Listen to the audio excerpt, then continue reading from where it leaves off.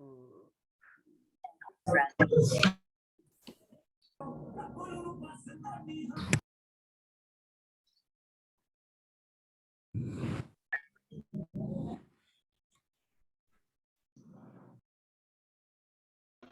Yeah, I joined the meeting started.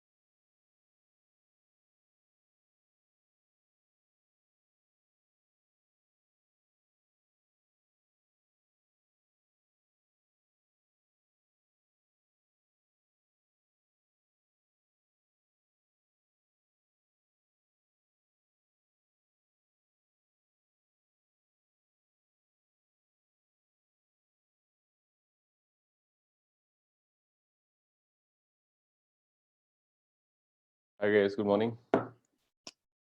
Good morning, sir. Good morning, sir. Good morning, sir. Good morning, sir. Start करें. Yes. Okay, तो आज जो है हम क्या कर रहे हैं? P11.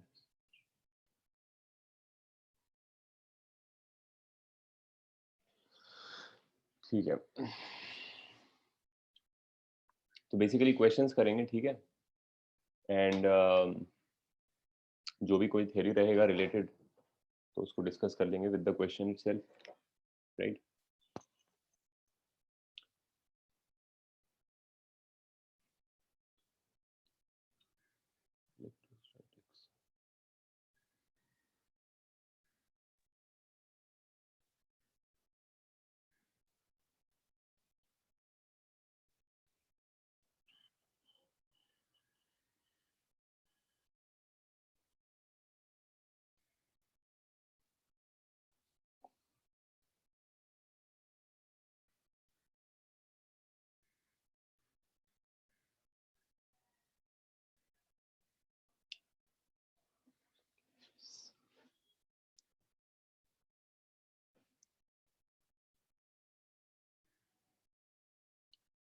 ये प्रॉब्लम करो.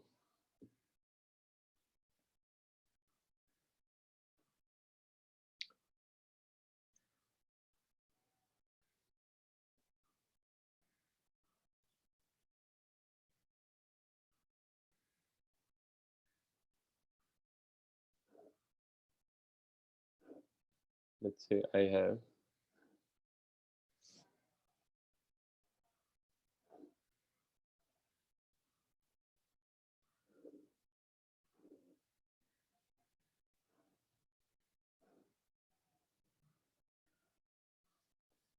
twelve infinite lines, each charged. ठीक है. And all of these lines are infinitely long.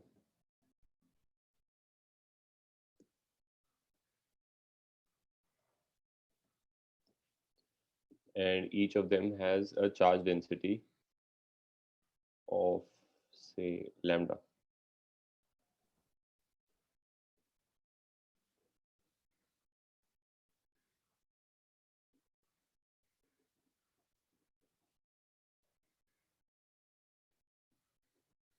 Per unit length. And they intersect in a way so as to form a cubical frame, right? तुम लोग देख पा रहे होगे बीच में बन रहा है यहाँ पे. So they are all basically arranged in a manner so as to capture a cubical frame by their intersections.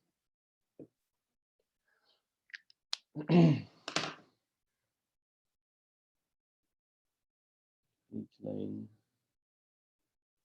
and the edge, let's say the edge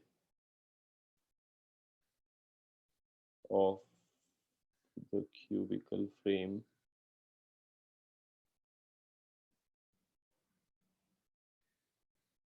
has length A.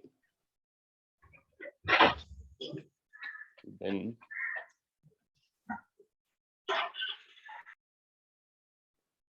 find the flux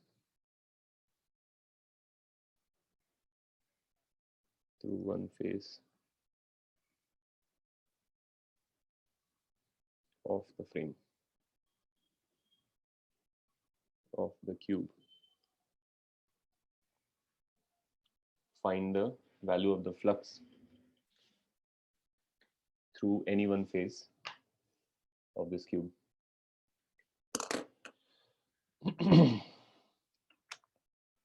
And once you're done, send me your answers on post.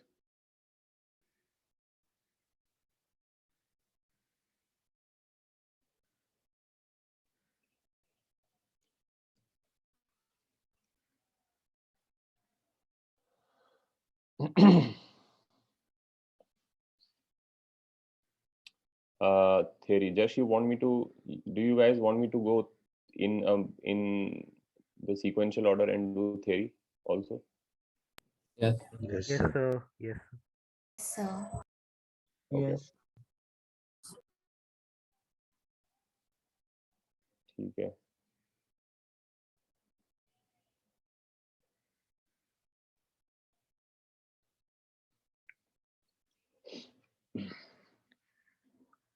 चलो ये problem कर लो, फिर करते हैं उसके बाद.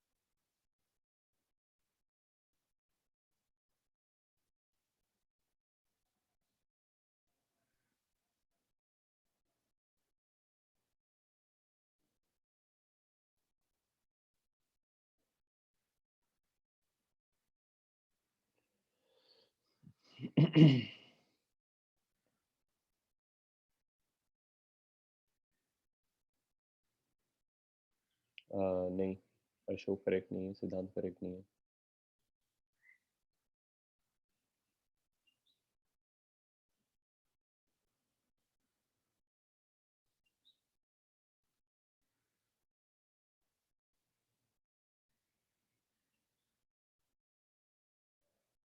ऋषि correct नहीं है.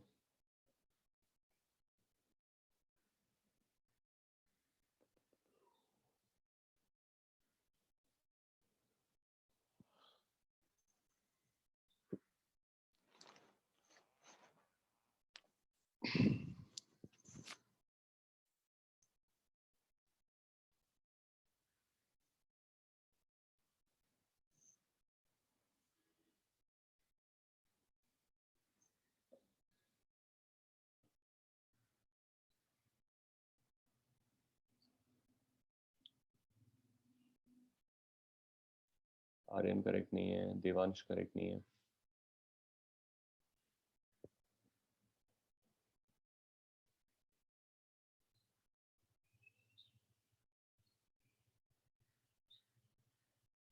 अर्नव करेक्ट नहीं है. आशुतोष करेक्ट नहीं है.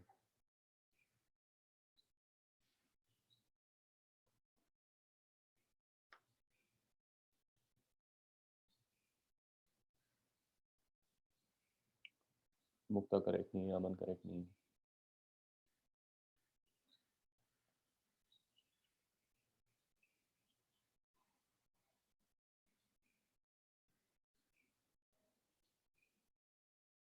नहीं, आशुतोष करेक्ट नहीं. फ्लक्स के आंसर में अनवय गलत है. फ्लक्स के आंसर में चार्ज होता है केवल. फ्लक्स का dimension is basically the same as charge by epsilon not. So you can't have अ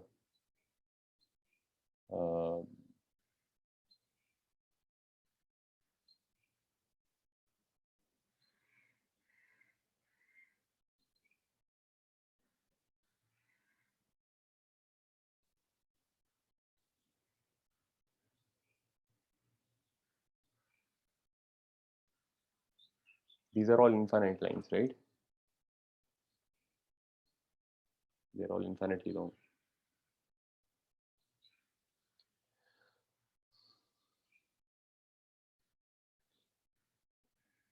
श्रेयांश गलत है. जीत गलत है, हर्ष गलत है,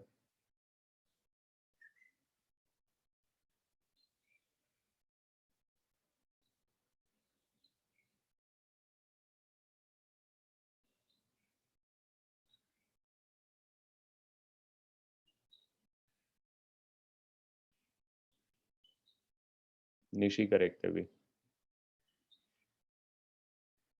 अद्विक करेक्ट है, वंश गलत है, तरुण गलत है,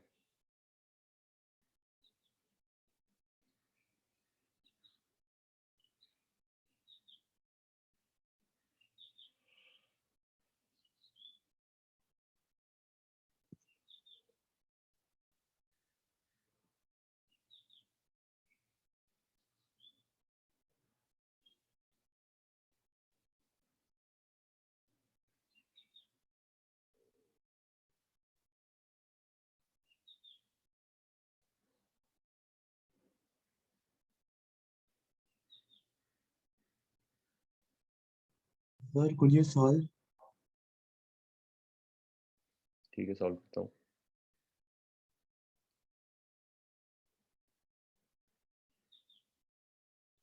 अन्वय गलत है,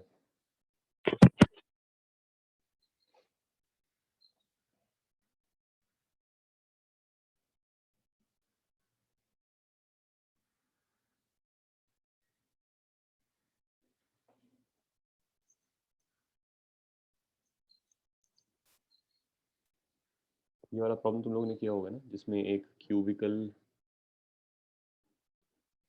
बॉक्स में कॉर्नर पे एक चार्ज क्यू है।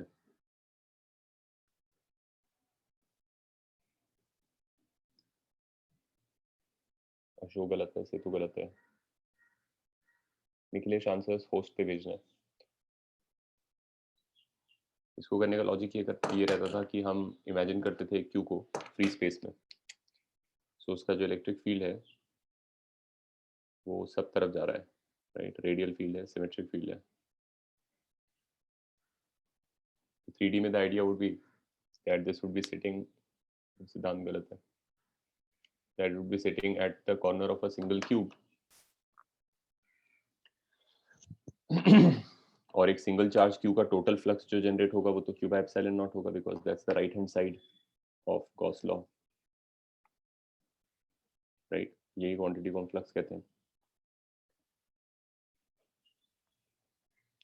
So all of that flux which is spreading symmetrically in 3D is Jay galat hai, is distributed first of all into 8 pieces, because if this is at the corner of this cube then you can imagine कि इधर भी एक cube है, उधर भी एक cube है, उधर भी एक क्यूब है, जिन सब के टॉप कॉर्नर्स पे, इसके टॉप लेफ्ट पे है, इधर वाले के टॉप राइट पे होगा, पीछे वाले के बॉटम लेफ्ट पे होगा, उस वाले के बॉटम राइट पे होगा, and then you can imagine another similar structure on top of this, 4 more cubes on top, जिनके सबके एक बॉटम कॉर्नर पे आता है।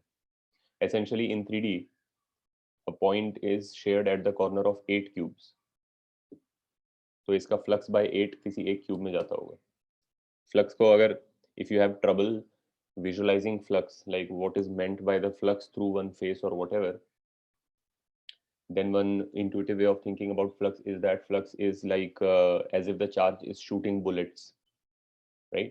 अब इस केस में पॉइंट चार्ज है, तो जैसी उसकी फील्ड लाइंस दिखती हैं वैसे ही वो गोलियां चला रहा है, तो रेडियल डायरेक्शन में इक्वल अमाउंट ऑफ गोलियां मार रहा है, तो कितना गोलियां फोड़ेगा किसी फेस को वो काउंट कर रहे होते हैं, कितना proportion of total, not absolute number, nobody knows the absolute number of field lines coming out of a charge, but the fraction of the total field lines, the total field lines or the total bullets shot is this number, and you can see that in this case 1/8 of those will go into this cube, because 1/8 will go into this cube, पीछे पीछे फिर ऊपर चार तरफ, तो the number of bullets going into this one cube is 1/8 of the total number, so मेरे पास q by 8 epsilon naught आ गया going into this.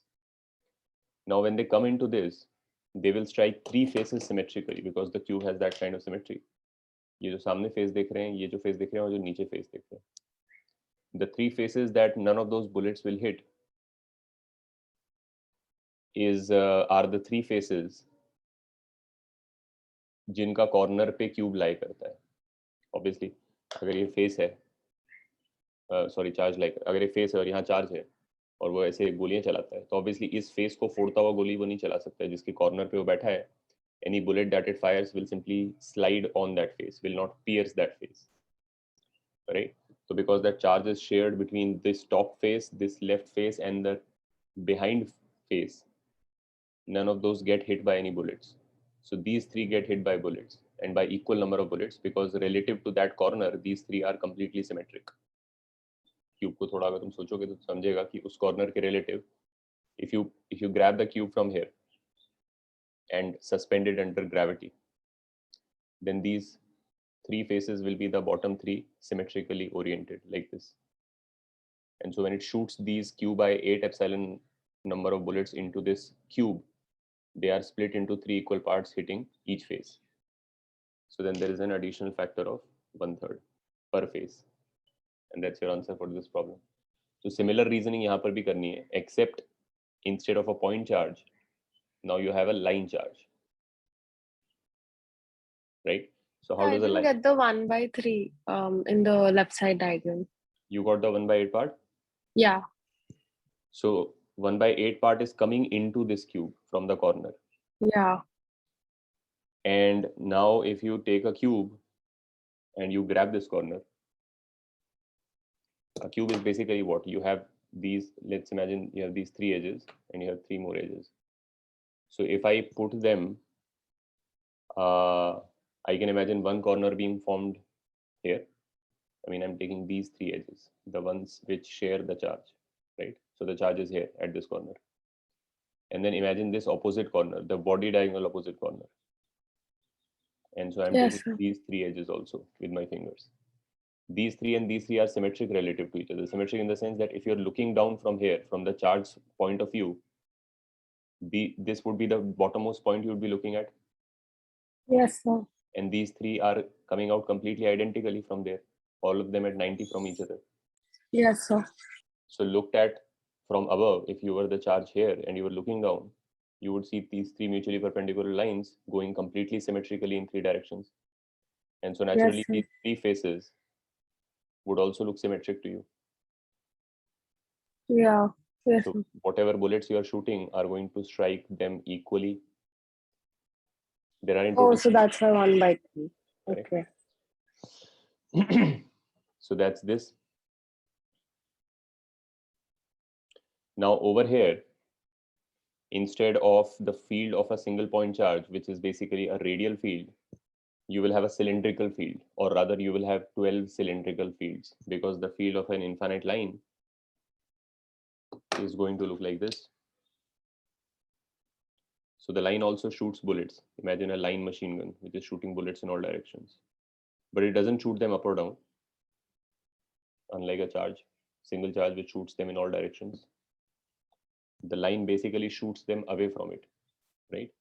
So everywhere it shoots them away, like this. And at every level you have like a cylindrical system, right? This is the kind of the field that an infinite line has.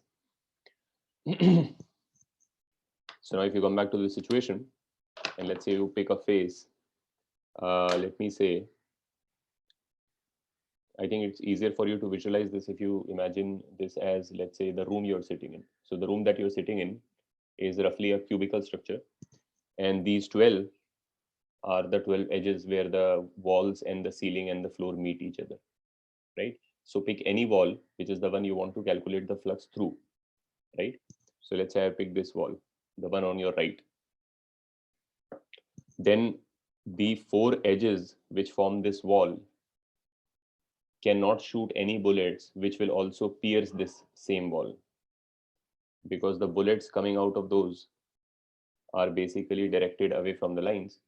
So any like if you look at one face, let's say this is one face,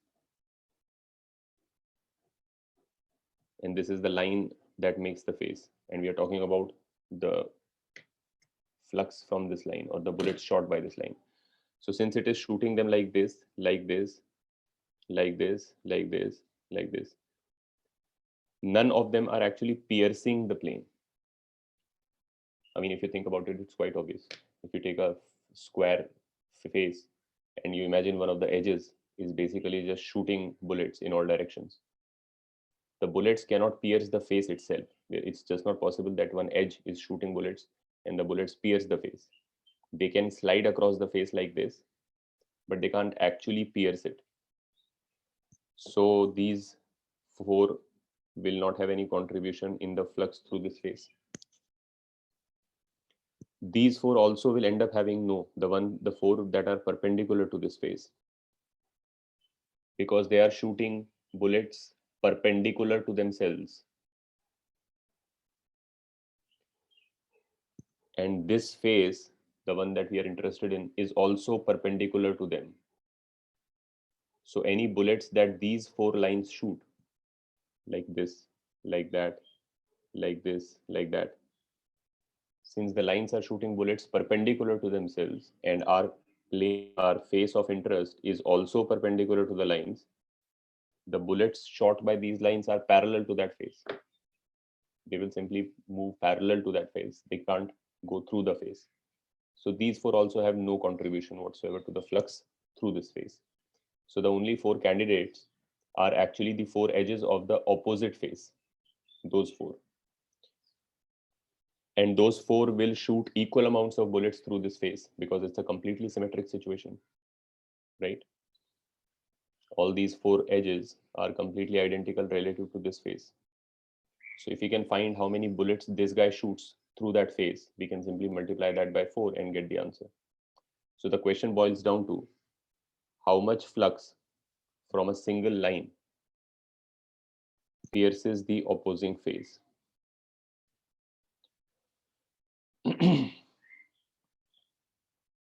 Devansh 2 नीचे आएगा तुम्हारा answer में, देखो।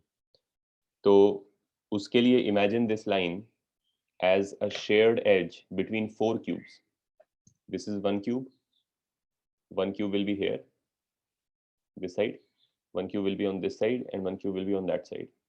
Just as a point is shared at the vertex of 8 cubes, a line can be shared as an edge of 4 cubes. I hope you understand. If you look at that situation from above, you will have something like this. And this is the line that we are looking at from top view है. इस line की बात मैं कर रहा हूँ. तो ये तो हमारा actual cube है जिसकी बात हो रही है. और ये उसका actual face है जिसकी बात हो रही है. जिसमें से flux calculate करना है. लेकिन मैं imagine कर रहा हूँ कि ये जो line है, ये shared है ऐसे 4 such cubes में. तो अब क्योंकि सारा flux ये ऐसे फेंक रहा है, all of its flux goes this way, it is going in those 4 cubes, like some here, some here, some here, some here. Of course, it's throwing it equally in all directions. So therefore, each cube gets a fourth of the flux that it throws. इसका total flux जो जा रहा है outwards, उसका 1/4 एक cube में गया, हमारे वाले cube में आ गया. Right? Total flux ये कितना फेंक रहा है? Total flux होता है total charge by epsilon naught. What is the total charge on this line? Of course, not the total charge from there. Not the total charge on the infinite line. You have to understand कि बाकी जो बाहर है frame के वो सब irrelevant है, because the fields are perpendicular. So the only field lines that can pierce any of this face are the ones produced by these segments which are part of the cube itself. Lines are fully charged. Of course, charge is not limited to this region. The charge is infinite. But none of this charge can produce lines that can go like that and pierce that face. Because it's an infinite line, it only produces field lines perpendicular to itself. So how much charge is this? This is lambda into A.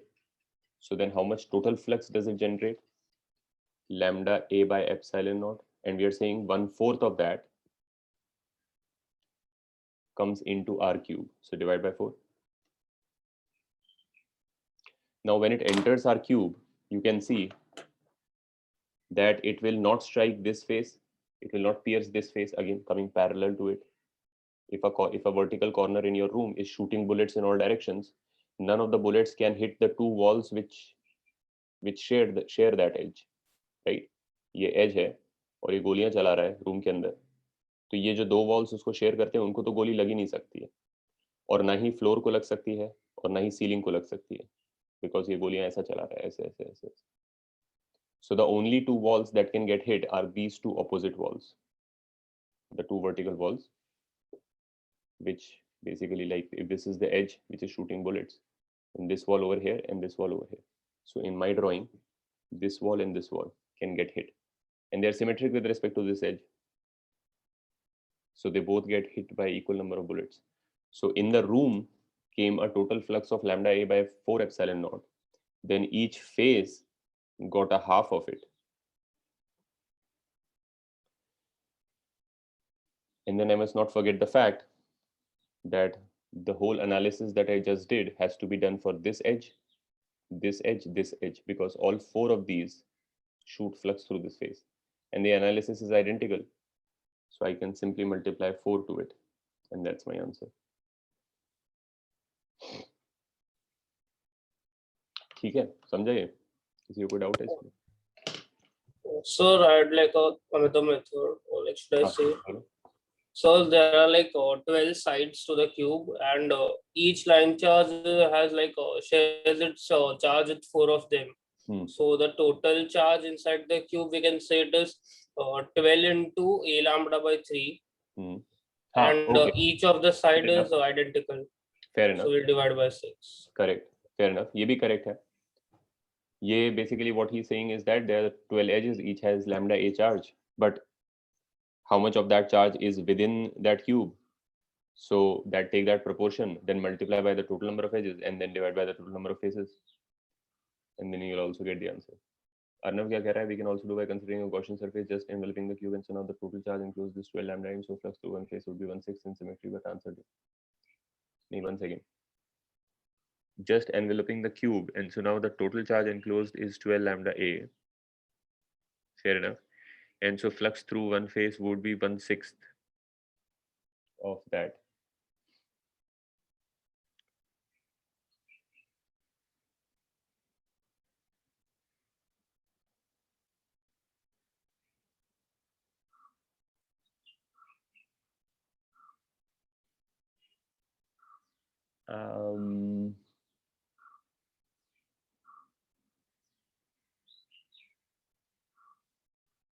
Arnav, I don't think you'll be able to correctly do Gauss law here. Gauss law में एक problem ये होती है, which will show up here, is that the no charge must lie on the Gaussian itself. And so if you enclose this by a Gaussian, which is slightly bigger than the cube, the charge there, because these are infinite lines, so there ends up being charge on the Gaussian itself. And you might say, okay, why do I need to consider them to be infinite lines? Because if you don't consider them to be infinite lines, the fields are not what we are saying they are. If these are finite lines, if it's a cube of finite edges, then the field lines don't look like what they look like for infinite lines.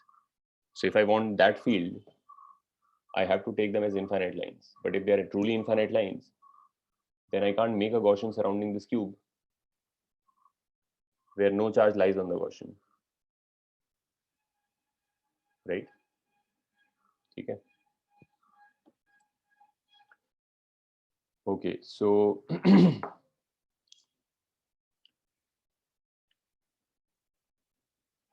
ठीक है, और बाकी सबको समझ में आ गया? किसी को इशू तो नहीं है? फ्लक्स का कॉन्सेप्ट में कुछ इशू है तो मतलब हम ऐसे ही कर सकते हैं revision in a sense that we can go topic to topic and cover those topics up. If you want me to talk about flux, then you can let me know. Otherwise, let's move to let me start from the beginning then. Sir वो half किस चीज का आ रहा था? ये वाला half, हाँ, ये वाला हाफ पहला फोर्थ जो आ रहा था वो तो आ रहा था कि ये हमारा एक एज जो है 4 डायरेक्शंस में फ्लक्स फेंक रहा है, तो हमारे क्यूब में उसका 1/4 आ रहा है. हमारे क्यूब में जो 1/4 आता है उसका हाफ हाफ फिर 2 अपोजिट फेसेस पे गिरता है. हम तो एक ही फेस में इंटरेस्टेड है. Yes sir, okay. That's the half.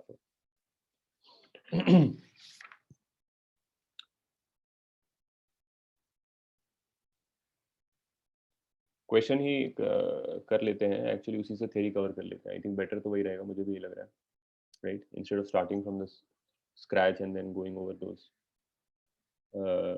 things. Sir, हाँ बोलो. वो electrostatics में वो questions होता है ना जिधर there are number of plates and then there are different charges on the edges or something and you have to calculate on each surface. वो वाला question कर सकते हो. नहीं फिर से बोल. Sir, there are number of plates and then there are charges. अच्छा got it. Plates you were saying. I heard planes. हाँ कर लेंगे ठीक है. Plates वाला कर लेंगे. तो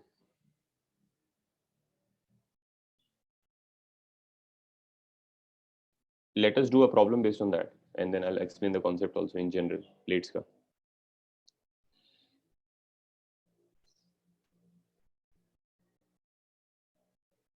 Let me say that I have an infinite conducting plate parallel to another infinite conducting plate.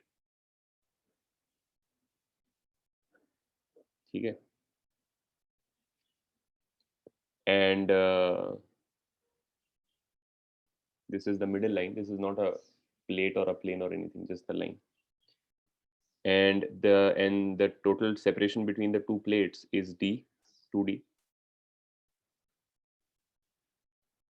And then I take a plane of charge which has charge density sigma on it. And I keep it at a distance of, let's say, x from the center line. This is also an infinite plane, right? When we say a plane, these are plates, right? These are conducting plates, so they are actual physical material, metal plates. A plate is obviously something of non-zero thickness, because in reality, if you take some real material like a metal and then you try to make no matter how thin, you can't make it arbitrarily thin, right? Eventually it will end up having some thickness. That is what we mean when we say plate, right? This is a plane. This is a plane of charge. A plane of charge is a truly mathematical plane, meaning it has zero dimension in this direction. So no matter how much you zoom, it always looks like a line, right? That's a plane. And so when I say it has charge density sigma on it, the meaning of that isn't to think about whether the sigma is on this face or this face. The plane itself is charge. So when you're looking at it like this, or when you're looking at it like this, you're seeing the same charge. In some sense, you're seeing the same, probably the same electron from this side and this side. I mean, of course, if it's a mathematical plane, it can't even be an electron, because even the electron probably has some non-zero dimension. This one has no dimension. It is truly a mathematical plane, but I mean to say it is made of charge itself and has zero width, right? That's a plane.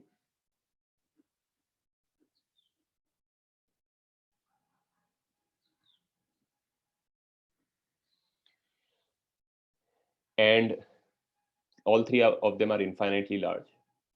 And then I'm going to ground these two.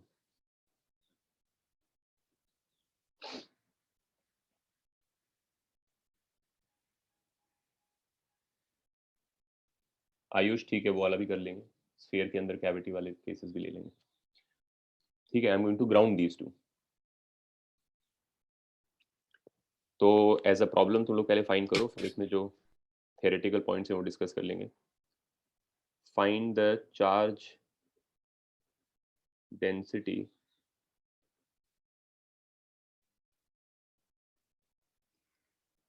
on the two plates.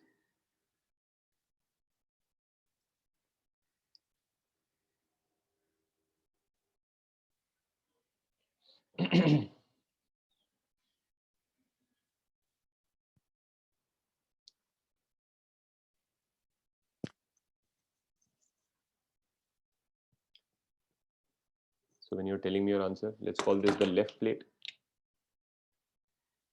Let's call this the right plate. So when you're telling me your answer, just put L or R in front of it so I know which one is which.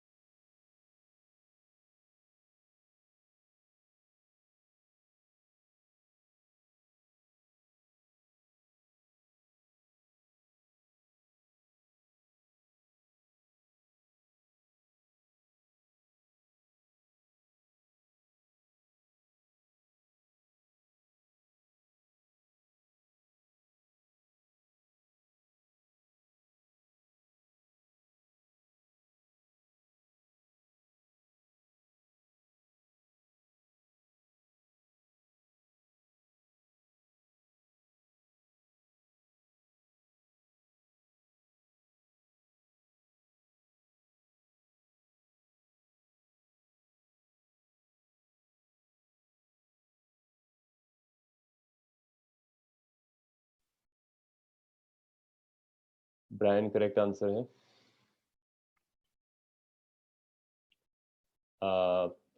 Prajas correct answer है. Ashok, I think your answers are flipped. Ashutosh correct answer है. Dhruv, I don't understand your answer. What are Q and A?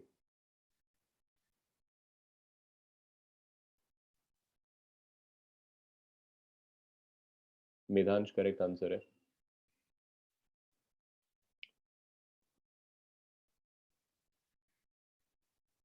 Bhargavi correct answer है.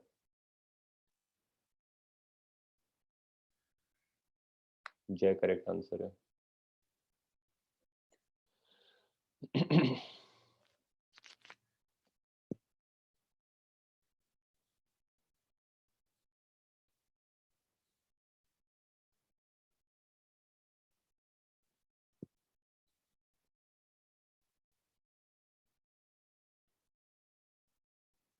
जय correct answer है.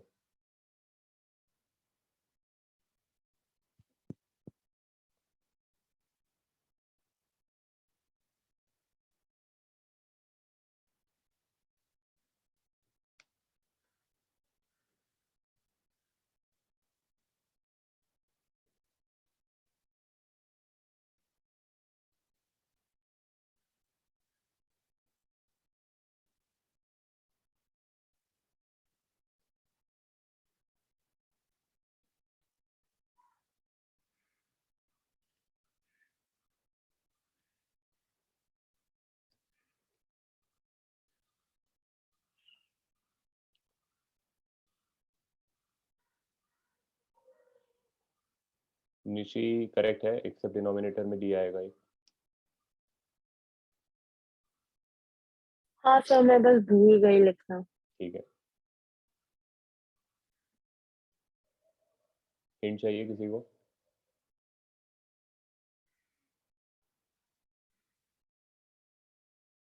So can you solve it? Okay.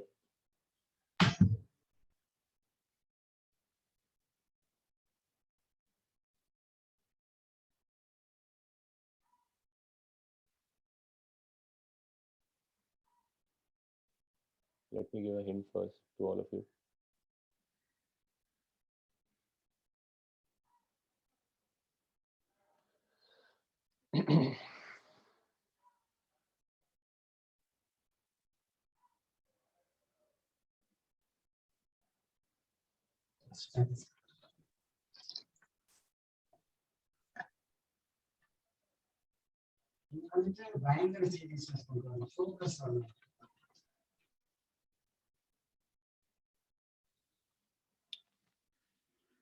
Okay, so let me first generally explain the whole business of parallel plates, and उसके बाद हम ये problem कर लेते हैं.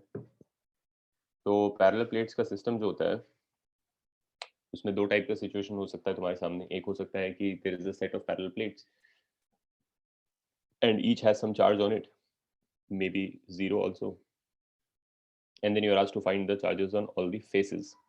Each plate has two faces.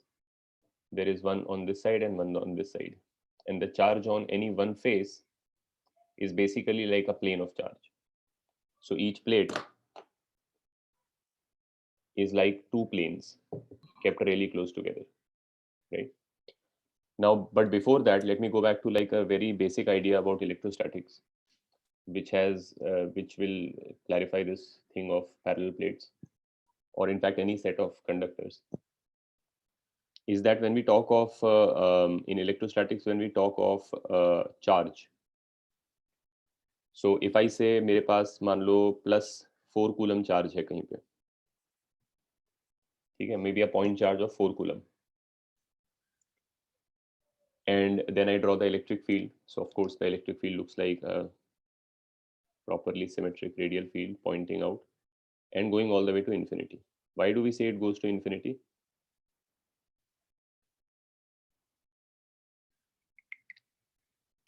Or alternatively, if I had a +4 coulomb charge here and a -4 coulomb charge here, how many lines of force from this charge would terminate on this charge?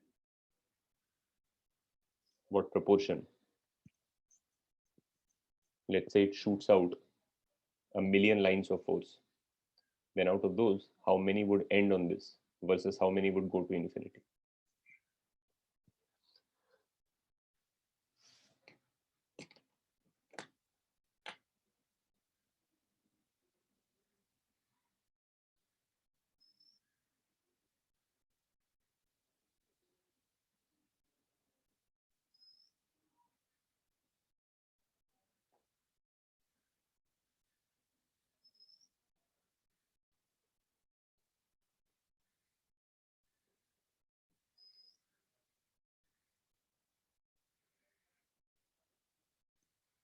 Correct, Krish? Arnav also correct? In this case, all of the lines of force of this guy will terminate on this guy. तुम लोगों ने drawing देखा होगा, 1 + 1 - equal magnitudes के. That is a very famous drawing. और फिर paper खत्म हो जाता है तो हम ऐसे बना देते हैं. But the idea is that we are suggesting including the line that goes diametrically opposite to the negative charge is eventually supposed to come from somewhere and end on the same charge. ऐसे universe को फोड़ के उधर से निकलता है और दूसरी साइड से वापस आ जाता है. इससे एक चीज क्लियर होती है कि इलेक्ट्रिक फील्ड जो है is a consequence of charge separation. If this was on top of this, if I bring them closer so that they are one on top of each other, the whole field would disappear. There would be no field. So the field is really just a physical manifestation of their attraction for each other. When you separate a charge from its equal negative charge, the field emerges in space. It is kind of showing that they would like to sit together, right? As a chewing gum की तरह feel निकलता है उनके separation से. तो जब हम ये ड्राइंग बनाते हैं बोलते हैं एक सिंगुलर 4 कूलम चार्ज है, तो फिर इन्फिनिटी पे क्यों चला जाता है लाइंस? इन्फिनिटी पे इसलिए जाता है lines because the idea is still the same idea. What we are saying is that this 4c would have been made by separating a -4 from here, from this +4, and then as you separate this -4, the field lines emerge. They are all over the space. But if you want to look at only this guy in isolation, you're like नहीं मेरे को तो plus sign का ही plus charge का ही field देखना है और मैं वो बढ़िया सा फील्ड देखना चाहता हूँ. मतलब I don't want this guy, the negative charge, to have an influence on what the field looks like. I want a nice field of a single charge. First of all, this basically totally destroys the idea that the field is of a single charge. Even though we use that language, we say, what is the field of this here? It is not really just the field of this here. It is the field of this plus an equal negative charge. But this drawing really means that you separated the +4 and the -4, and then you kept taking the -4 away, and the further it goes, the less this field looks biased towards that guy, the more it straightens out into a more and more symmetric and radial field. काफी significantly अगर दूर चले जाएंगे, अब मान लो बड़े से scale पे अगर मैं बनाऊं कि ये 4 है और -4 इससे 10 लाइट ईयर दूर चला गया, so obviously for most of the region this field will pretty much be a symmetric field, and in fact lines which are going this way will go a long way before they start bending towards this guy. Like 5 light year जाने के बाद probably वो decently bend आएगा उसमें इस तरीके से. तो अगर तुम इसकी local vicinity में देखोगे तो roughly speaking तुम्हें लगेगा कि हाँ symmetric field है. But of course, as long as it is at any finite distance, it is not truly a symmetric field. इसमें हल्का सा bias तो रहेगा ही, right? तो अगर मेरे को bias खत्म करना है एकदम completely, so then the way to think of it is that I would have taken this -4 all the way to the end of the universe. Even then there would be some bias because it is in some direction. So there would be some halka bias, very mild bias towards that side. Some field line will go this way, this way, this way, this way, this way. But after going a really long way, would have to eventually bend to go there because they're all terminating on this guy.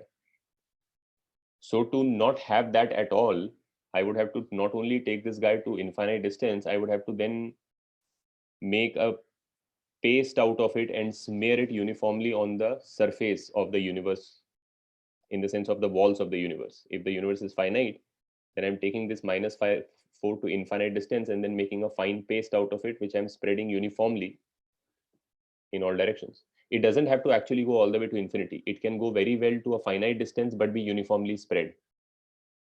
And that also in that region will show you the field, which you call the field of a single charge, right?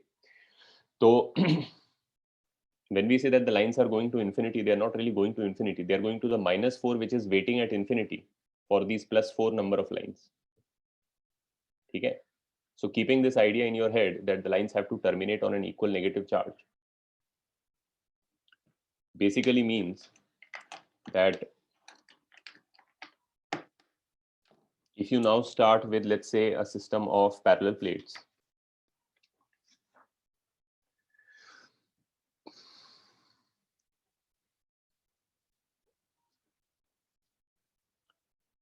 by the way, this again can mean one other thing. जब हम लोग conductors में cavity का discussion करते हैं, let's say I have a metallic sphere in which I have a concentric spherical cavity.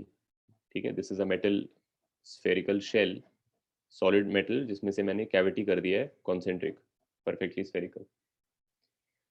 अगर इसके centre पे एक +q रखा है, तो ऑब्वियसली अगर वो अकेला रखा होता तो उससे जो फील्ड लाइंस निकल रहे होते वो यूनिवर्स के एजेस पे जा रहे होते जहाँ पे -q उनका वेट कर रहा होता. So a set number of field lines would be coming out of this guy and going to the end of the universe. In this case, also, even if you have put a spherical case around the +q, there is still that -q waiting on the ends of the universe. It needs those q number of lines to come to it. And this guy's q number of lines need to terminate somewhere. They can only terminate on an equal amount of -q, which is why the walls of the cavity end up having an exact -q, so that इसकी lines जो है उधर जाके terminate हो जाए, right? तो एक sense में इसके लिए ये कैविटी ही यूनिवर्स है. मतलब अगर तुम जूम इन कर दोगे तो ये कैविटी बड़ा सा हो जाएगा और ये +q अकेला होगा उस यूनिवर्स में, और इसके लाइंस जो है -q पे टर्मिनेट कर रहे हैं जो कैविटी वॉल्स पे आ गया. लेकिन क्योंकि कंडक्टर है न्यूट्रल, तो इस पे अगर वॉल्स पे अंदर के वॉल पे -q आ गया तो बाहर के वॉल पे +q आ गया होगा, और वो +q वो लाइंस डालेगा जो यूनिवर्स के एंड पे बैठा हुआ -q तक पहुंचने चाहिए. So for that -q, this +q on the outer surface of the conductor is the +q that is generating those field lines. Which is why when we say conductors are shielding, they shield. While they shield the interior from the exterior, अगर यहाँ कोई charge लाएंगे तो इस पे कोई effect नहीं होगा. They don't shield the exterior from the interior. You can't mask a charge by putting a conductor around it. The moment you put a mask on it, that charge sort of rises up to the surface and then the field starts from here, right? One other way of thinking about this is that the field continues from q all the way to infinity. Actually it terminates here and then starts again from here, but one way to think about it would be that the field goes all the way from this q to -q, but then it is simply erased in the region where the conductor is, because we know conductors don't have field. तो मैंने ऐसा उंगली से erase कर दिया, उस reason में field नहीं है, लेकिन बाकी इस रीजन में बिल्कुल वैसा ही फील्ड है जैसा अदरवाइज अकेला क्यू का होता है universe. So for this Q, this is the universe, and then this -q is handled by the +q which is on the outer surface, right? यही लॉजिक फिर जो है पैरेलल प्लेट्स के सिस्टम में भी लगता है. पहले मैं जनरल पैरेलल प्लेट्स का बोल रहा हूँ, फिर हम ग्राउंडिंग का केस भी डिस्कस कर लेंगे.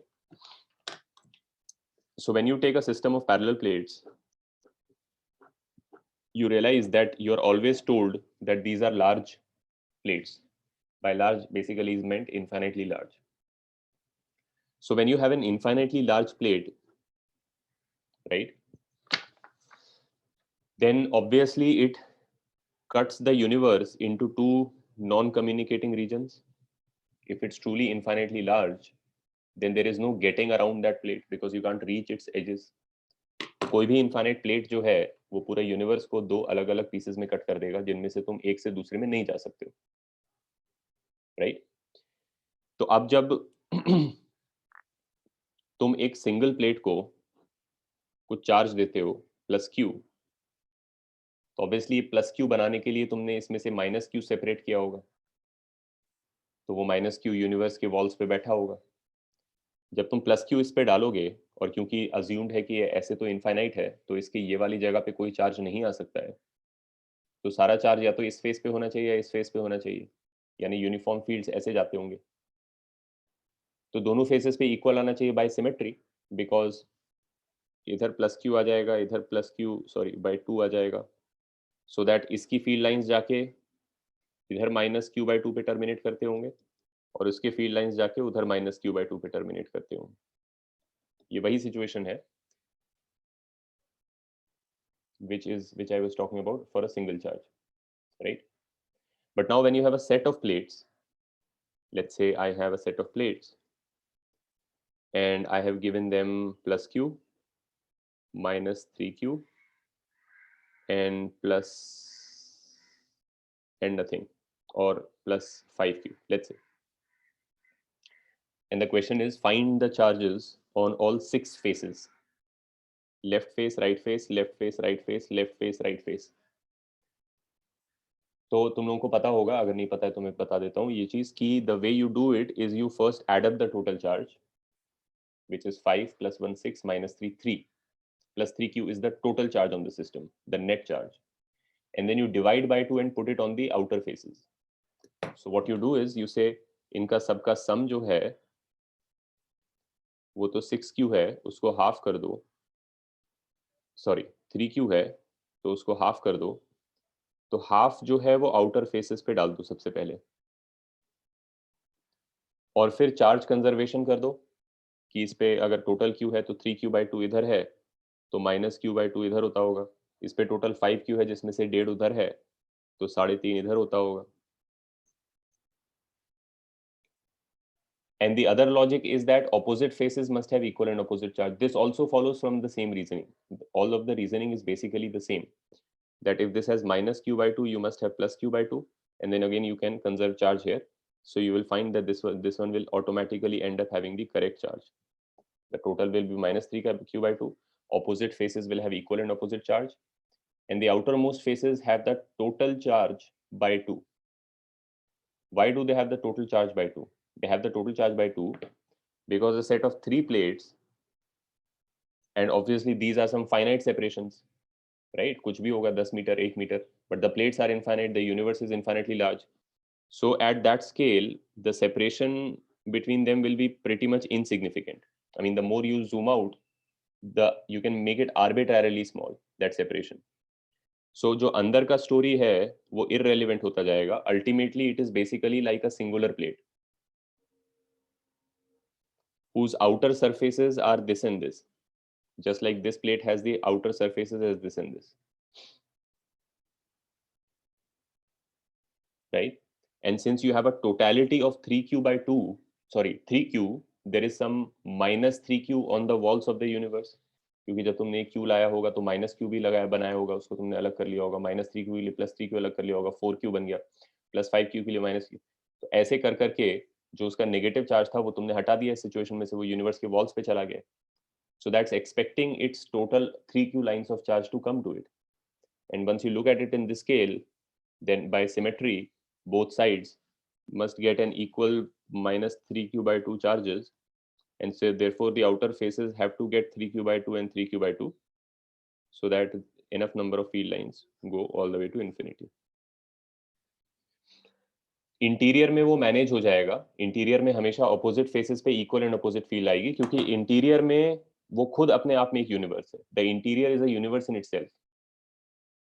क्योंकि इसमें भी अगर तुम्हारा ये यूनिवर्स है और इसमें तुम्हारा 2 प्लेट्स हैं मान लो, तो ये जो अंदर का रीजन है ये वाला, this is a universe in itself, and it must also have total charge conserved in a sense.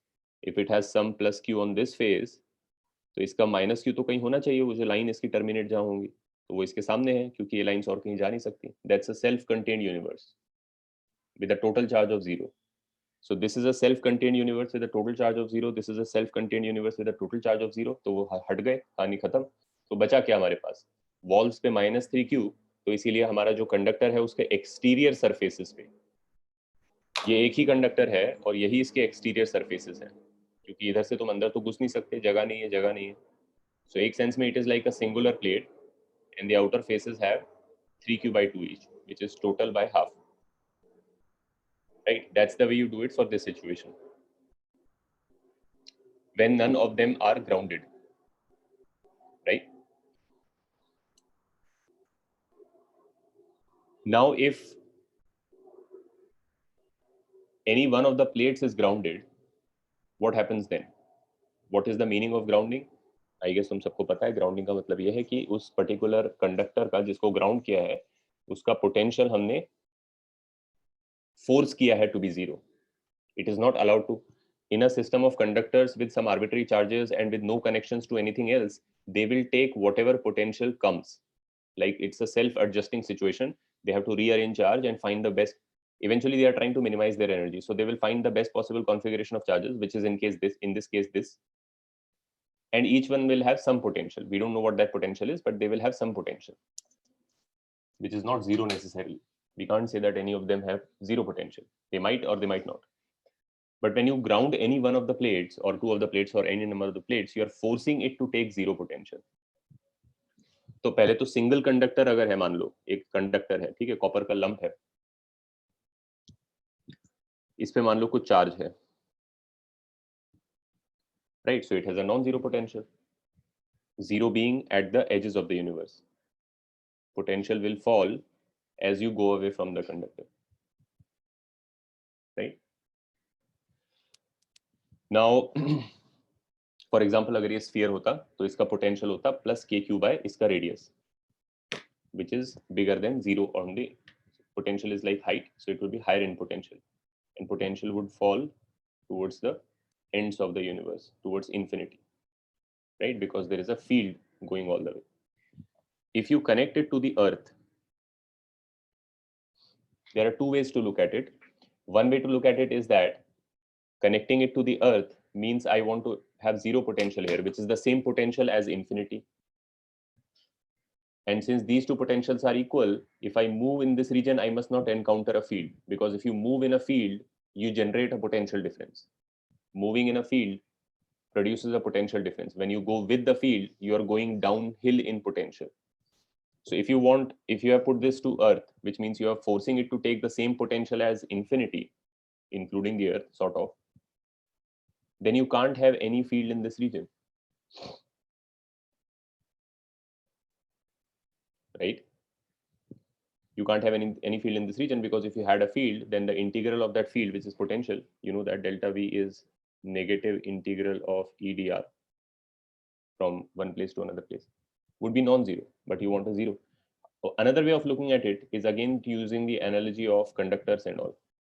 Imagine that the infinity is actually just a cavity inside a large conductor, right? Our whole universe is in a cavity. And then there is a small conductor in that cavity.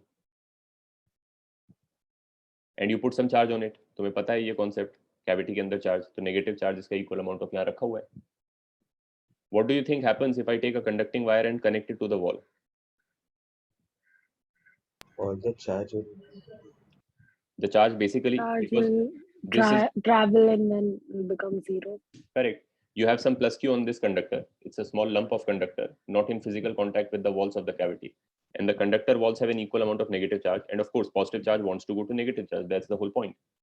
But without the conducting wire, there is no way it can jump. It can't just jump off the body of the conductor. So it's just stuck there, but it is dying to go there. That's why you have the field there initially. The field expresses the fact that they want to go there. The moment you apply a conducting wire, there is an actual path. And so all the charge will simply drain through this conductor into this conductor. In a sense, once you connect this lump of conductor with the main conductor via another conductor, it's really just one conductor. Conductors are equipotential, right? So the whole thing, the conductor, the wire, and this conductor is a single conductor now. And if it's a single conductor, then you already know that then you can think of it as a weirdly shaped cavity in the conductor, right? You can imagine कि ये इसी conductors में से ही मैंने बनाया था, ऐसा मान सकते हो इसको. मान लो malleable सा कंडक्टर होता, तो अगर मैं उसके spherical cavity में उंगली से ऐसा कर करके एक ऐसा बड जैसा निकाल देता, that would not change the fact that it is still a cavity in the conductor. And you know that it should not have any charge on the walls unless there is some charge in the cavity not in contact with the conductor. Now that you have connected it with a wire, it is one singular conductor, and therefore the cavity cannot have any charge, right? So it's a similar thing that is happening here. You're connecting it to the earth is also zero potential, infinity is also zero potential, and so all the charge goes, because now you cannot have a field here, right? So in a sense, from the outer sides all the way out to the walls, you can't have field, because if you had a field, you would have a non-zero potential difference between these two surfaces, which would defeat the purpose of the grounding. If we take this idea and try to apply it to a system of plates, in which some, let's say one of them is grounded, or two of them are grounded, or Sir, any number of them are grounded.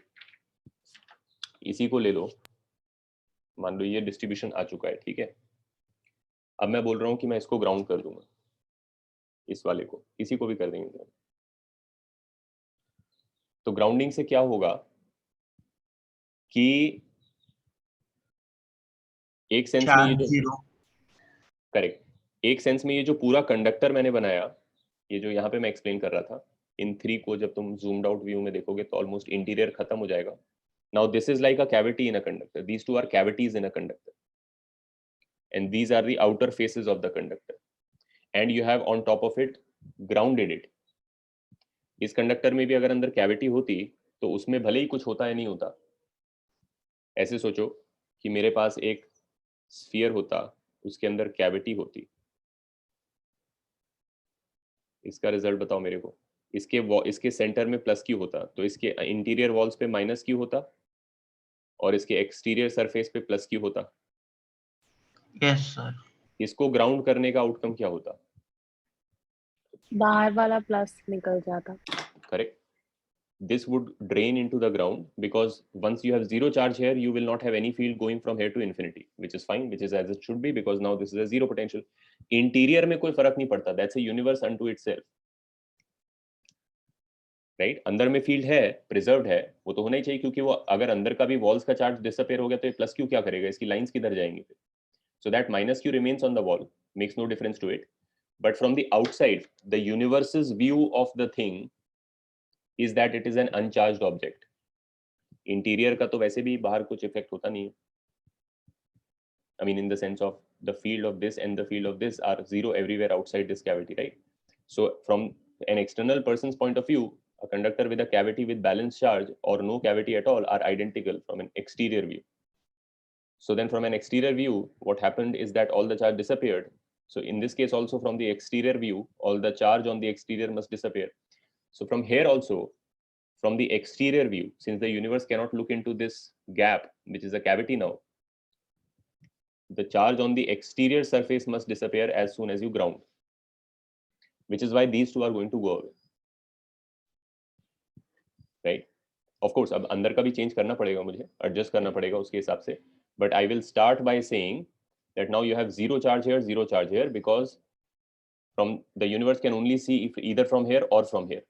These places are inaccessible, even though ऐसा drawing में हमको लगता नहीं है, लेकिन हम क्योंकि finite plates बनाते हैं, but this is an interior cavity in this conductor. This is also an interior cavity in this conductor. ठीक है? I hope this makes sense. तो अब जब उसके बाद तुम इसको करोगे, let's say यही डेटा है और मैं ग्राउंडिंग कर रहा हूँ, तो ये मेरा पहला प्लेट था, ये दूसरा प्लेट था, ये तीसरा प्लेट था.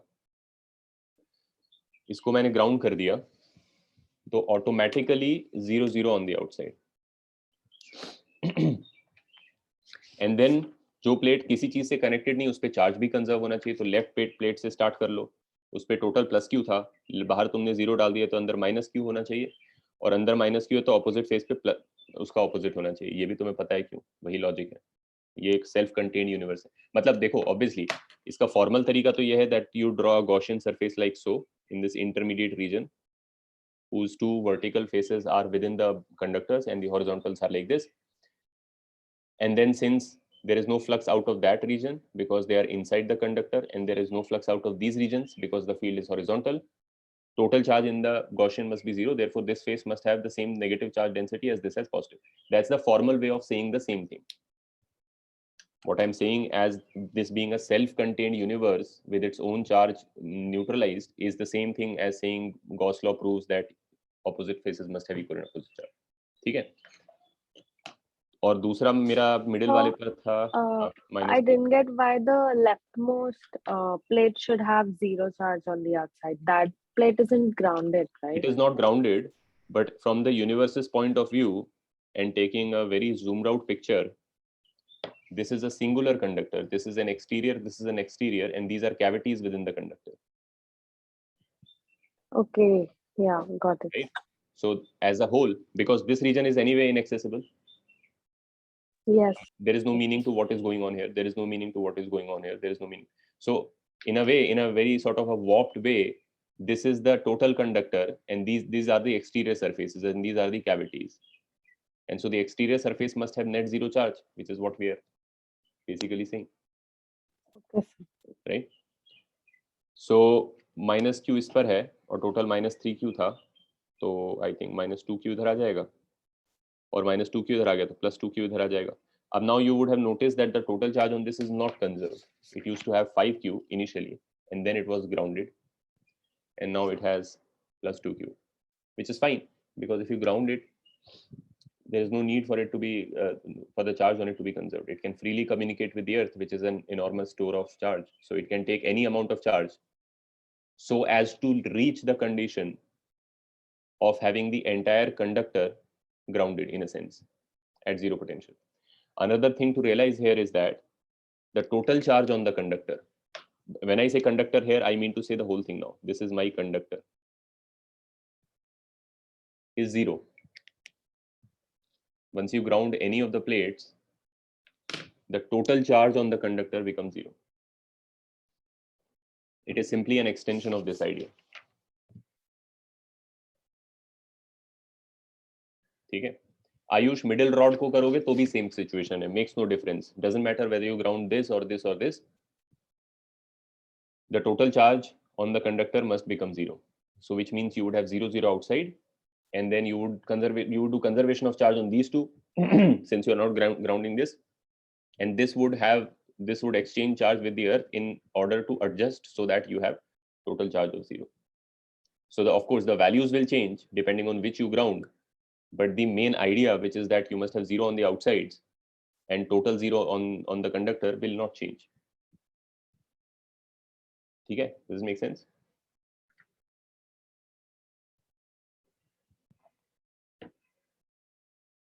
तो अब हमारे प्रॉब्लम पे अगर आ जाएं, तो सबसे पहले तो मैं यही कह सकता हूं, मेरा प्रॉब्लम जो है उसमें ये प्लेट है इधर, लेफ्ट प्लेट, ये राइट प्लेट है, और ये प्लेन है जिसपे सिग्मा डेंसिटी है, और इसको ग्राउंड किया हुआ है. ग्राउंड किया हुआ है तो क्लियरली आउटर फेसेस पे 0 0 आ जाएगा सबसे पहले, और ये भी ट्रू है कि टोटल में 0 आना चाहिए. तो मतलब ये प्लस ये 0 हो जाना चाहिए total charge. Per unit area कर रहे हैं तो चार्ज डेंसिटी 0 हो जानी चाहिए, वैसे भी पर यूनिट एरिया ही कर रहे हैं हम लोग. ठीक है, और ये मिडिल लाइन है तुम्हारा, इसको हमने x बोला है, और ये d है. Right? So I might say कि इस वाले पे जो है मान लो माइनस सिग्मा प्राइम आ गया. आई मीन सिग्मा प्राइम भी ले सकता हूँ, माइनस खुद आ जाएगा, मैंने माइनस बोल दिया एक्सप्लिसिटली क्योंकि नेगेटिव होना चाहिए इंड्यूस. और इस वाले पे by the fact of total charge being 0, इस पे आ जाना चाहिए sigma prime minus sigma. Agreed? इसका इंटीरियर फेस पे. तो when you add these 3 including this, you get 0 like here. ठीक है? अब इसके बाद तुम्हें पता है क्या करना है, I suppose. So when you have, let's say, and this is the same kind of problem if in case, let's say, I had not grounded these two but connected them to each other. Right? Basically when two plates are connected to each other, they are brought to the same potential. उसमें एक additional चीज ये भी है कि जब तुम उनको आपस में एक दूसरे से कनेक्ट करते हो तो फिर वो एक दूसरे के साथ चार्ज एक्सचेंज भी कर सकते हैं, इसीलिए उनमें से किसी एक पे इंडिविजुअली कंजर्व नहीं होता है चार्ज. बट पॉइंट है कि when you connect two plates to each other, you are saying this has the same potential as this. Now that you have connected them both to ground, it is still the same fact that this has the same potential as this, which means that the potential difference between this plate and this plate must be the same as the potential difference between this plate and this plate. Since this has some unique potential, it is probably higher in potential. This is 0, this is 0, so these two are at low potential, and this one is at whatever, maybe 10 volts. So obviously इसका difference इससे और इसका difference इससे in potential same होना चाहिए. And that's the equation you write to basically solve for these sigmas in a system of parallel plates. And of course parallel plates का जो system होता है उसके बीच में assumption तो ये चल ही रहा होता है कि field जो है perfectly nice and uniform है. That's why we like systems of parallel plates. I mean, that's why we like them to be infinitely large, so that things are easy to write, fields are easy to write. तो इस region का जो field है into ये distance in a uniform field, you know that delta V is simply negative ED, D being the distance, not this D. I mean to say E delta X, right? वैसे तो dV by dx is minus dV by dx is E, but if E is a uniform independent of X, then you can write delta V is simply E into that distance. So the problem is basically just to equate. Let's say this is called L plate, this is R plate, and I call the plane P. The main key idea here is, after doing the grounding business, the key idea is that the delta V PL is the same as delta V PR. 1 second, just need a charger on the phone.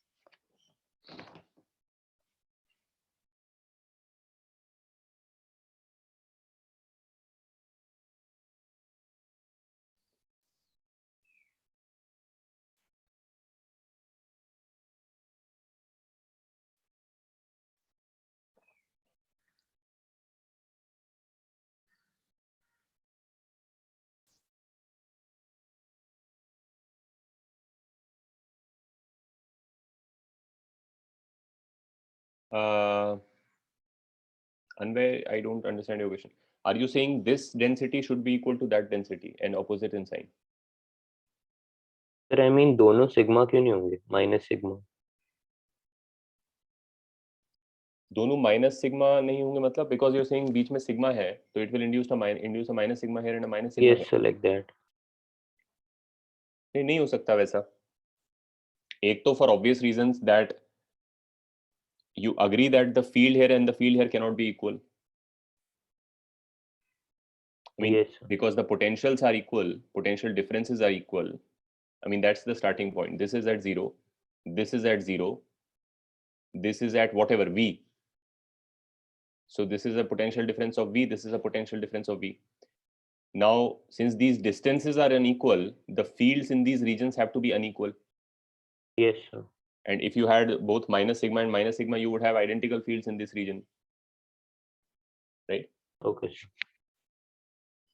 And if you want a more intuitive, like why is this simply not inducing sigma hai to samne minus sigma, is because it's not, the entire sigma is not for that guy or for that guy. It's a proportion of sigma. And the proportion depends on how far it is from there and how far it is from there. It is the distances that control to some extent how much of the sigma affects that and how much of the sigma affects this, right? Yes sir. ठीक.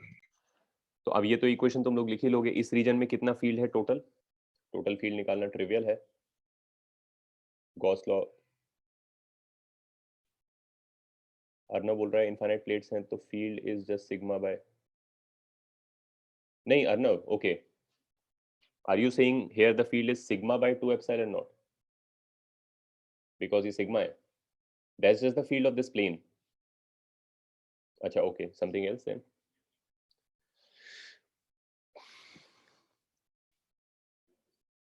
if I have to find the field in that region, I mean, I have to basically find the net field in that region, right? So either one way to look at it is to make all three fields.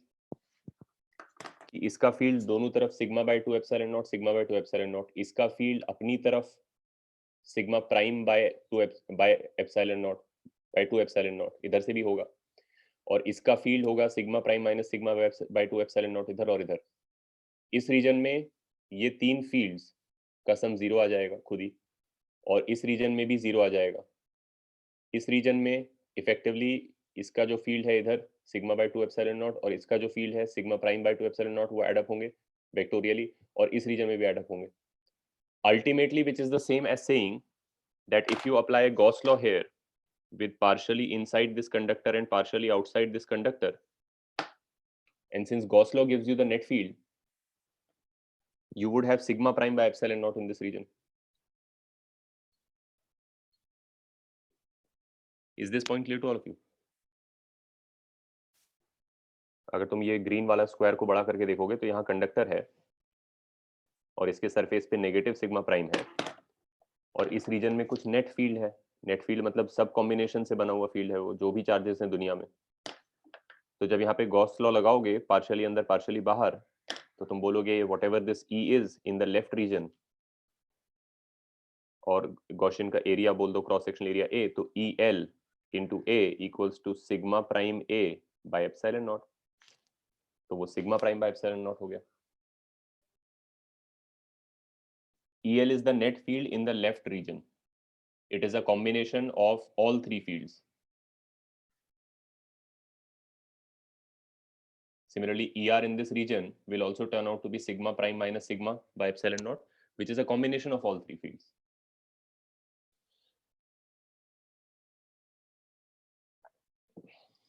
Arnav, तुम बोल रहे हो कि why is not sigma induced on both?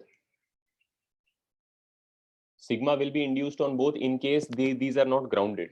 The fact that you have grounded them means that both of them are at the same potential, which means the potential difference here and the potential difference here are equal. But since these are unequal distances, the fields have to be unequal also. If these were not grounded, then you would have a different story. Then this potential difference would not be equal to this potential difference. Then you would do it like non-grounded system without doing 0, 0 outside, right? Then you would find that you would have the same. Sir? हाँ बोलो. Sir, if the P plate was exactly in the middle, so minus sigma and sigma would be induced, right? Including the grounding condition. Including the grounding condition, these two would have equal charges, and they would both be half of this, no? I mean, half of this in the sense you would say sigma prime, and then equate. Then you would not have unequal fields. Then you would have perfectly equal fields. Okay, sir. Right? Yes. तो अब जो है मुझे potential equate करना है, तो potential में equate कर सकता हूँ, फील्ड इनटू डिस्टेंस करना है। इधर का फील्ड है sigma prime by epsilon not into इधर का डिस्टेंस है d प्लस एक्स। उधर का फील्ड है sigma prime minus sigma bye epsilon not, और उधर का डिस्टेंस है d माइनस एक्स, और ये इक्वेट कर रहे हैं। This is field into distance, field into distance. ठीक है, तो when you solve for sigma prime out of this, you should get sigma prime is sigma and 2d, and I suppose d minus x here.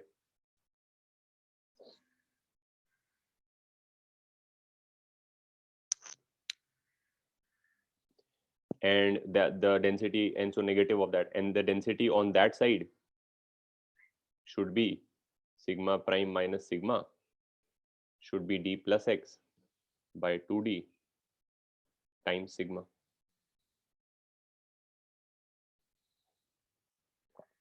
Make sense? I mean, this is minus.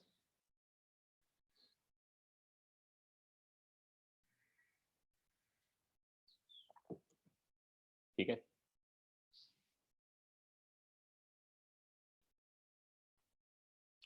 निशा ये पूछ रही है कि can't we just simply write the potential of this and equate it to 0? The trouble with that is there is no formula for the potential of an infinite plate. You don't have an expression for it. That is the trouble with charge distributions that themselves go all the way to infinity. If you have a localized charge distribution which doesn't reach infinity itself, you can have a well-defined absolute potential for it because you put 0 at infinity. And so relative to that 0, you have some non-zero value here.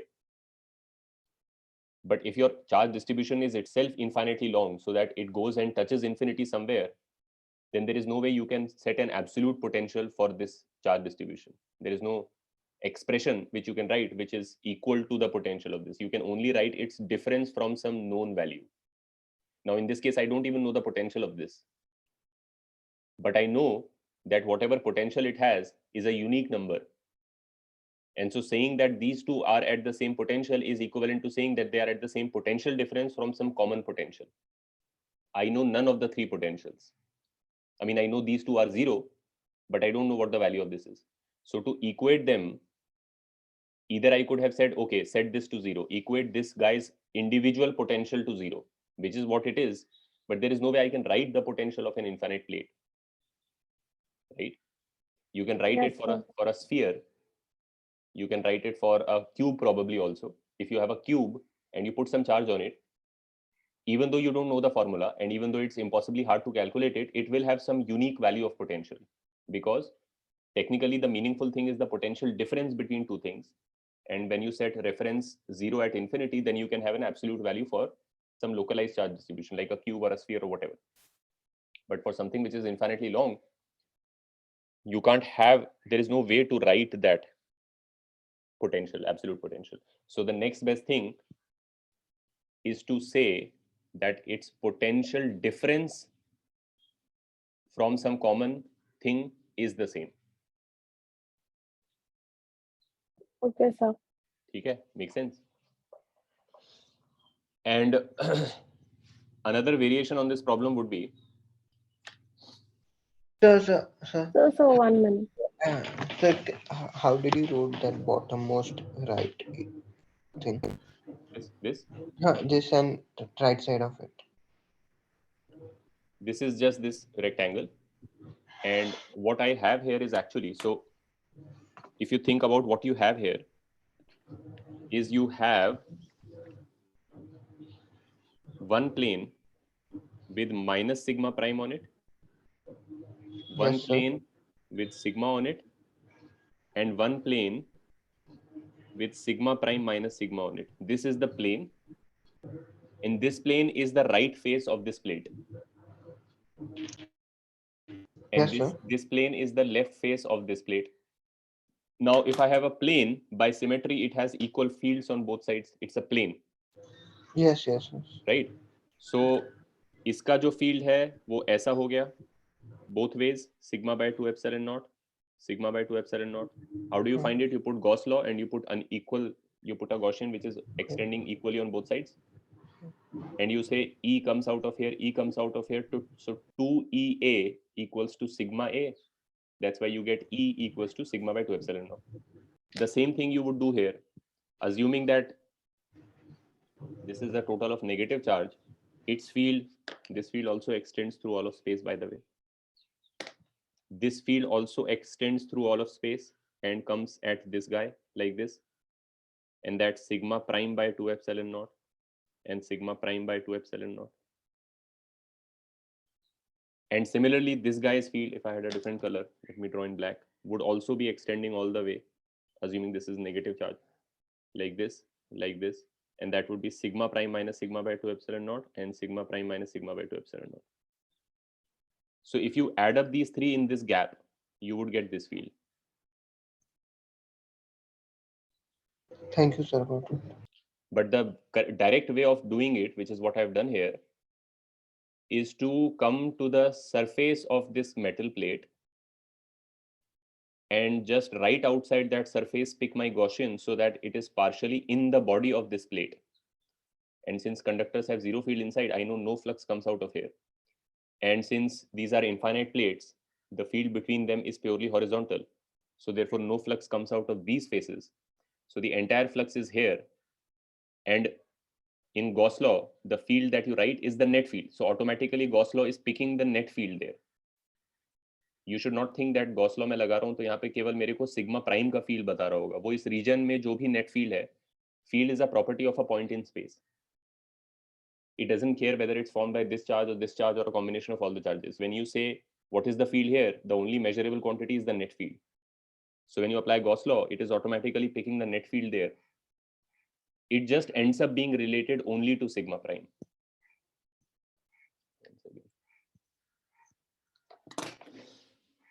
Okay, just 1 second.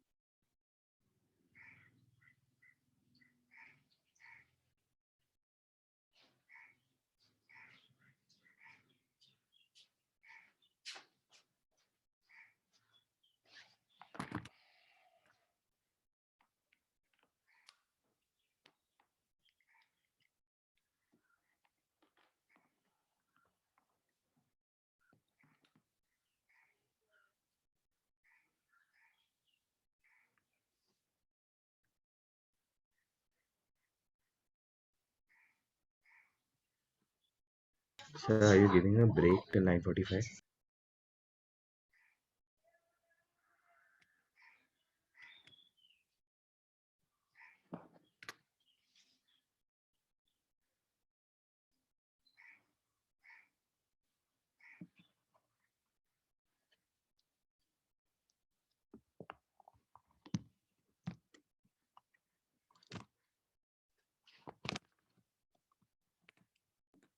Excuse me, sir, you're giving a break right now, right?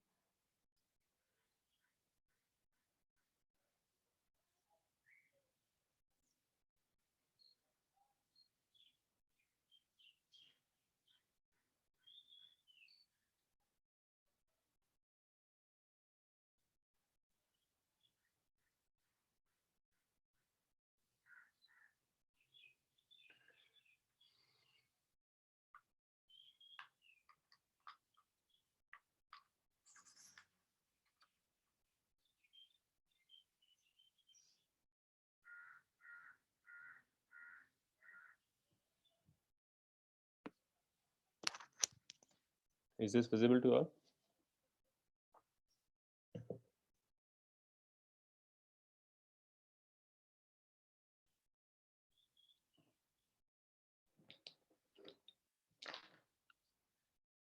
ठीक है, so मैं ये बोल रहा था that when you are applying Gauss law here, it picks the net field automatically. It just happens to only depend on sigma prime. Right? Whether you do it like this by adding all three fields, or whether you apply Gauss law locally on near the metal, you find the net field there. So this is the net field in this region. This is the net field. The net field here in this region would only depend on sigma prime minus sigma when you apply Gauss law identically here. And so once I have found those two fields, I multiply them with the corresponding distances. So could you zoom out a bit? It's actually a little bit difficult. क्योंकि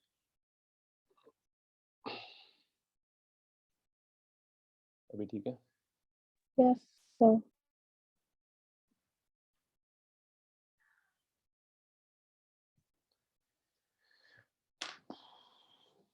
So for the value of sigma prime minus sigma, I'm getting x plus 3d instead of just d. By solving these equations? Yeah. Sorry, x minus 3d. Yeah, x minus 3d. नहीं, you should get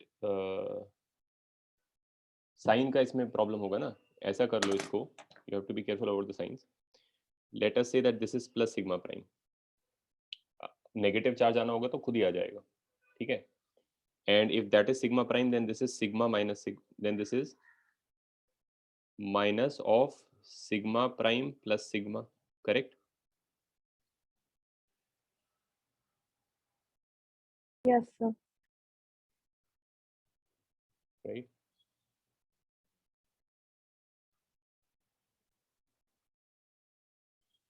Is this total 0? Sigma sigma prime minus of, correct? Yes.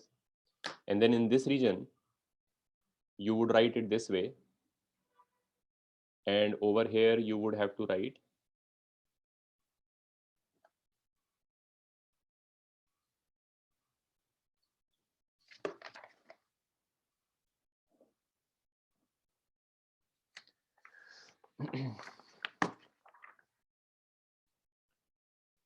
assuming I am saying this field also points this way, this field also points this way,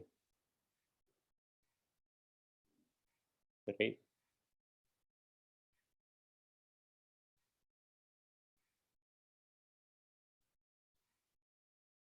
Why am I saying that? I'm saying that because if this is some potential, then going with the field would bring you down in potential, and going with the field would bring you down in potential. Okay. So I will have to say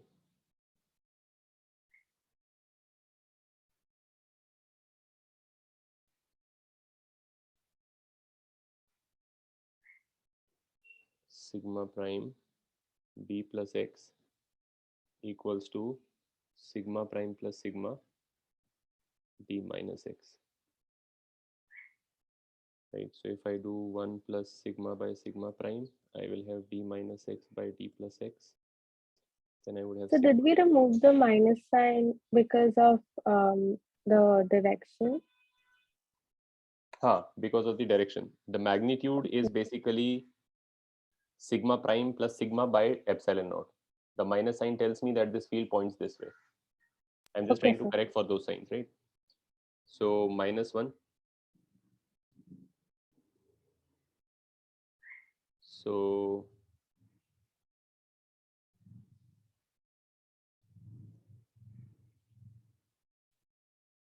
this will give me d minus x minus d minus x. So minus 2x by d plus x. Right? ये आ जाएगा.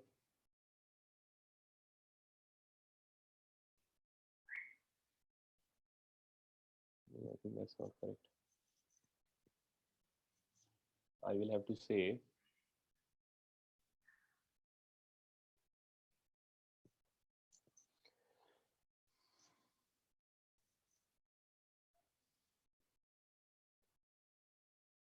So, but we're taking minus because of the charge ka value, right? Not the direction. but I'm taking the magnitude of the field into the distance. Right? Okay. Okay. Magnitude Yes, of the sir. field into the distance. So,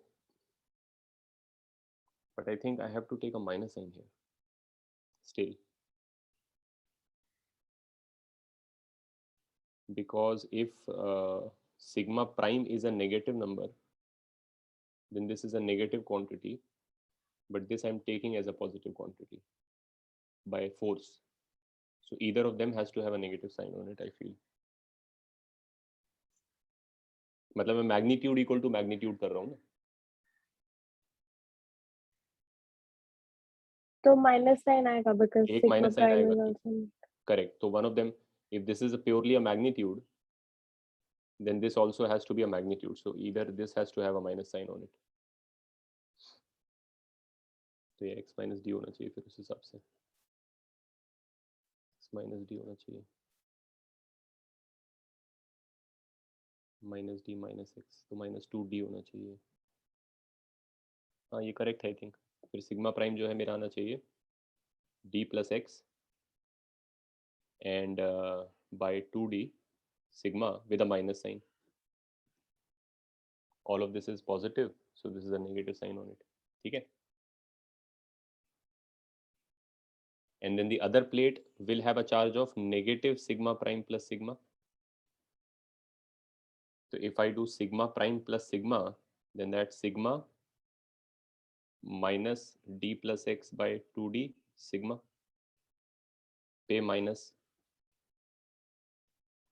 which is 2d sigma and 2d minus d minus x with a minus sign, correct? ठीक है? Yes, sir. तो यहाँ पे मैंने गड़बड़ कर दिया था, मतलब मैं उसको जल्दी जल्दी में लिख रहा था. बेसिकली आई होप अभी क्लियर है, नो इश्यूज है. I took plus sigma prime and basically left the sign for myself कि भाई ठीक है माइनस आएगा तो माइनस आएगा. एंड ये तो मैंने एडजस्ट किया है for the totality to be zero, कि सिग्मा और सिग्मा प्राइम हो गया ऑलरेडी, तो उनका नेगेटिव यहाँ पे होना चाहिए ताकि टोटल जीरो हो जाए. अब इस रीजन में जो भी फील्ड है वो इस तरफ पॉइंटिंग है, तो मैं उसका मैग्नीट्यूड इनटू ये डिस्टेंस करने वाला हूँ, और इधर भी फील्ड का मैग्नीट्यूड इनटू ये डिस्टेंस करने वाला हूँ. तो इधर जब गॉस लॉ लगाएंगे ऑन दिस प्लेट तो my field will be sigma prime plus sigma. ठीक है, माइनस साइन है, but the magnitude of the charge is sigma prime plus sigma by 2 epsilon not. Field आएगा पॉइंटिंग दिस वे. और इधर जब लगाएंगे तो sigma prime by epsilon naught इधर का फील्ड आएगा, और sigma prime by epsilon not इस रीजन का फील्ड आएगा. तो sigma prime by epsilon not into ये distance and sigma prime plus sigma by epsilon naught into a distance, but there is an additional minus sign because sigma prime is negative probably. So if I'm taking this as sigma prime plus sigma without the minus, I have to take with this with the minus, or either I have to take this sigma prime and take this with the minus sign, then that will be correct. So magnitude करने के चक्कर में हो गया था. This would be then the correct thing to do.